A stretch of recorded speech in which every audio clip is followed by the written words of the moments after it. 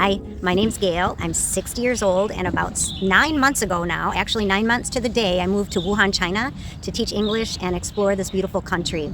I still don't know if I'm on a sabbatical or if I actually moved here. We'll see. But we'll see what's going to happen next in my journey. But it's been 9 months, and one of my subscribers did ask me to share what I missed most about home. So I thought this would be a good time to do that. I have, like I said, I've been here about 9 months. And 8 months is usually the time where you're like, oh, you start to, all the honeymoon phase of being overseas wears off, and you start to really get homesick.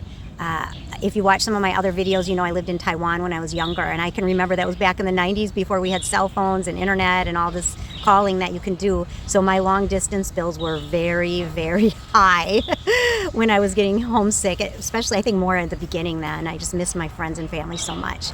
But today I wanted to share with you some of the things that I miss about home that I was anticipating, but I thought it would be a good time to share them. So I did make a list, so I'll kind of look up and down from time to time. And it didn't take me very long to make this list, though. So the first one is, of course, my family. Like, I am a mom, so I miss my son, like the heartache that only a mother or a parent would understand. He is in his 20s, though, so I don't think he needs his mom hovering around him, but I do miss him very much. I'm wearing the earrings he gave me when he was, I think, like 14 years old, and I always tell the story of when he gave them to me for Christmas to my students, and then that makes my heart miss him even more. So if he watches this video, I miss you so much, son. And of course, the rest of my family and my friends. I did have a pretty good, robust community in Milwaukee, Wisconsin that I had established over my 22 years living there, and it was a kind of a hard decision to take this break, whether it's a break or whether I moved. I still don't know, but it was a hard decision to take a break from them. It was the right decision, though. I needed the space to just clear my head and rest a little bit. So I miss them terribly, though. Like I shared before, technology is so great because my best friends do know, most of them are single, so they know what it's like to be alone. So my best friends really do keep in touch with me. They call me once a week or every other week, and people do make that effort to keep in touch. So I really, really appreciate that. And if you're one of those friends that is watching this video and you've made the effort to stay in touch with me, know that it's just, I probably couldn't have made the initial transition without you. So I love you so much. And so friends and family were the first, of course, on my things that I miss at home right now. My heart's aching. We're going to go into the holiday season too, and so my heart kind of aches for my family and friends. The second one is my hobbies. Sorry, I have something in my face. My hobbies. So I had established some hobbies in Milwaukee. I love gardening, and my last house that I lived in, I didn't have a garden, but we were able to community garden, and so I really, really miss digging in the dirt. So I knew I would miss it, but I really do miss it. And then also, I had started singing in this wonderful little choir called the Bach Chamber Choir, BACH. They do have a Facebook page.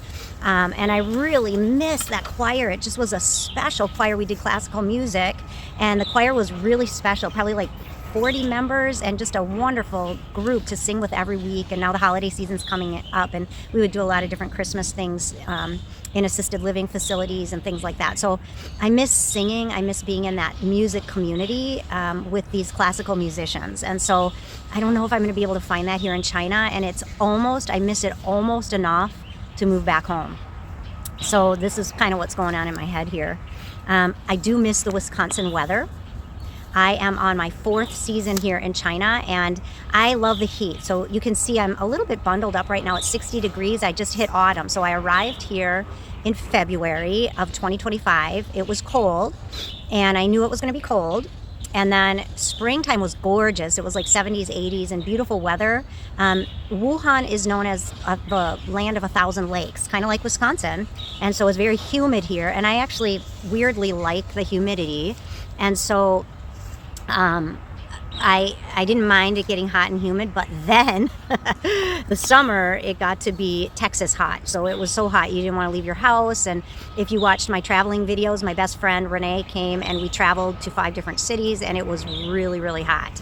And so so I do miss those Wisconsin summers. You just do not want to leave your house in Wuhan during the day, but in Wisconsin it is just like the perfect weather, and you just you don't want to leave the state because it's so beautiful in the summer. So kind of along those lines is I don't know if it goes with weather or just Wisconsin, but I miss our produce and I miss cooking, and I really miss our co-op. So we have a cooperative called Outpost Natural Foods in Milwaukee, and then in the Madison area we have Willie Street Cooperative, and so those are grocery cooperatives that you can shop at, and I really miss them. I'm able to get organic foods here, and like groceries and spices and herbs and all the things that I pretty much need, but it's shopping online. And so I miss going to the co-op. I miss seeing other co-op shoppers. I miss looking at the food by myself with my own eyes and picking out my bulk herbs, and I miss all of that. So I really miss my co-op. I miss it more than I thought I would. I wasn't anticipating like having this heartache for my local co-op. So that's something I miss. I miss Lake Michigan. So I don't know if you've ever been to the Midwest, but we've got these great lakes, and they are like oceans. And my last 2 years living in Milwaukee, I rented an apartment where I had a lake view, and it was just incredible. And I miss the lake. I miss that apartment community that I had. I had developed a little book club at that apartment building, and we had some fun on that lake. And so I miss the lake a lot. We have small lakes here in Wuhan, but it's just not the same as Lake Michigan. I miss Lake Michigan a lot.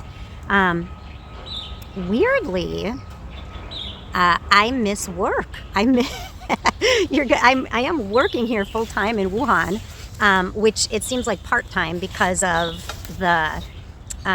It's just so much fun. So it's just not stressful. And strangely, I miss work stress a little bit. I miss HR. I miss the problem solving that comes with HR.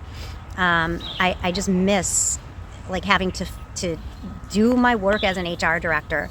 I was really burnt out. I have to admit that. I was pretty burnt out. And that was one of the main reasons I left. And I came here. And my one friend said, "Oh, you're on sabbatical." And then I was thinking, well, am I, or am I in pre-retirement? I wasn't quite sure.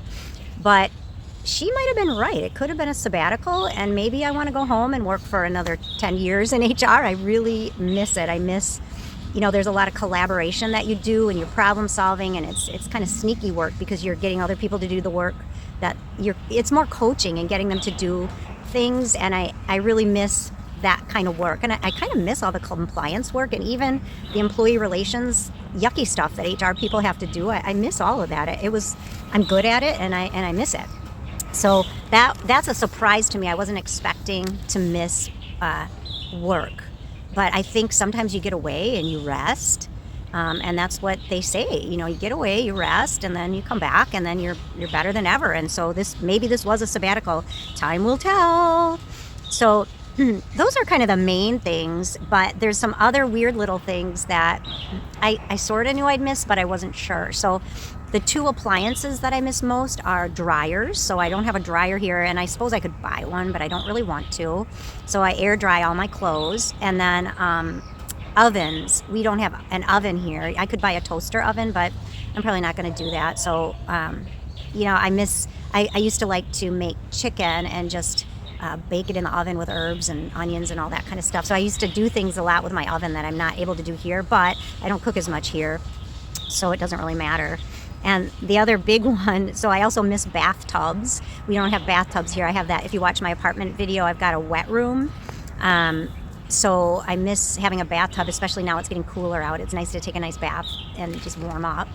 And then I also miss public toilets always being Western toilets. So here you never know, are you going to get a Western toilet or a squat toilet, or what is that toilet going to be like? So I miss that. And then I also miss just at home being able to flush the toilet paper. So that's something that we take for granted in the U.S., just being able to flush that toilet paper. But here, you can't flush it because the plumbing just isn't quite what it is at home. So I miss that a lot. And I think that's my comprehensive list. I've been growing in love with different foods and things here in Wuhan, but I had developed this terrible habit at home where I was I don't know if you've ever been to Culver's, but their hamburgers, I feel, are just top notch. I love Culver's burgers, and so I developed a habit where I was going to Culver's quite a bit at home. So I miss Culver's. I don't necessarily like their ice cream or their frozen custard that much, but I do miss their burgers, and but I can live without those. We have burgers here in Wuhan, and they're about the same price. So, but I do miss Culver's. So those are my things that I miss about home.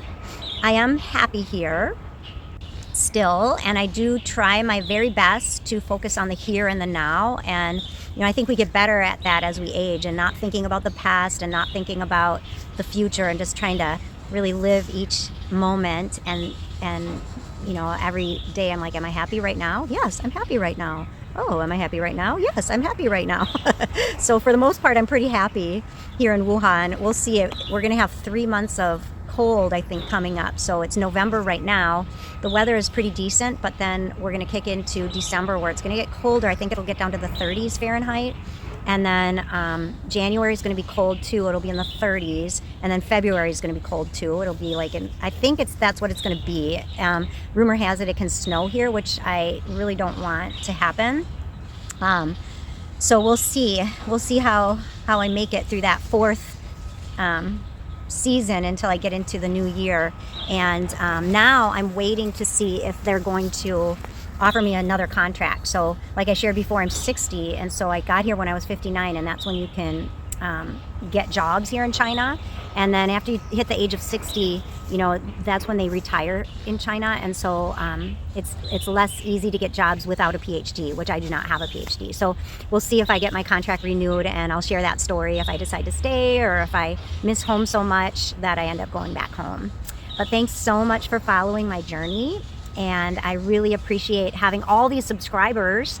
And if you are thinking about moving abroad or anything like that, I'm not trying to sell any services here. I'm just always happy to chat and send messages back and forth if you have questions about moving to China or Asia, or just teaching abroad or teaching English or anything like that. I think it's very doable even for just 1 year. Like, I've already traveled to 9 cities this year because we have so much time off. So I highly recommend even doing this for a year if you are thinking about it. And especially if you're 50 or over, like, yes, do it. Because it's just worth it. I've had a really great year. So again, thank you so much for watching, and I will see you in the next one.